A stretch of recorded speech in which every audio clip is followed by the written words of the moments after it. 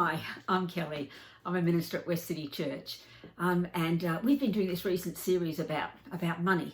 Sometimes in the church, when you go to talk about money, people get all very touchy. But the interesting thing is that Jesus talked about money quite a bit in that New Testament, and he talked about this idea about treasure and where your heart is, there your treasure is. Where your treasure is, there your heart is. And I was very fortunate as a young woman to have a challenge around money, and more importantly, what it could do to you, because we know that it's potential to be neutral, but those words are fantastic and challenging words but the love of money is the root of all kinds of evil.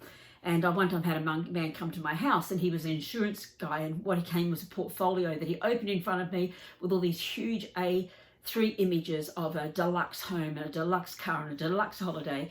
And he said to me, this is why you need to get income protection, this is why you need to do insurance, this is why you need to promote other people to join an insurance company, because then you can have all this. And I realised in that moment, I didn't want all this. But that did beg the question, what do you want? And so what I started to do, and this is I was only in my mid-20s, was I just made out an idea of what I did want. What were the things that were important to me? And I wanted a home with more than one toilet. That was kind of pretty important. I wanted a car that was reliable. I loved the fact of, just having my basic needs met, and I really wasn't a person who needed a whole lot more than that. And what I came out of that with was this idea of most people don't really articulate what their enough is. And therefore what happens over time is that the idea of what is enough never quite reaches an end point. In fact, I think they asked Rockefeller, how much money is enough? And he said, just another dollar. And I certainly don't want to live with that. So, or live like that. And so what I created was this idea of a enough line. And if you think about it being a graph with an axis, and on the horizontal axis is money, and on the vertical axis is stuff. And over time, as you can imagine, for most people, that line just goes up. That sense that people are earning more money. And what happens for most people as they earn more money, they also just to keep acquiring more stuff. So the home that was enough 6 months ago or 2 years ago is not quite enough anymore. And so those lines they just stay next to each other. The amount of money you earn becomes the amount of money that you spend. And what I decided was I was going to decide on that enough line.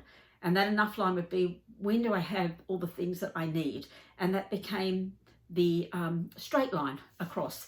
And with that, what I actually ended up constructing was an idea of, as the money goes up, there's going to become a gap.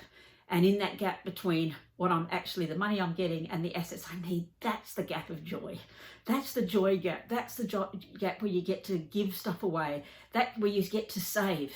And to make sure that if there was an emergency, you'd be ready for it. It's that gap when you get to help other people, or to have that holiday that you perhaps never dreamed was possible.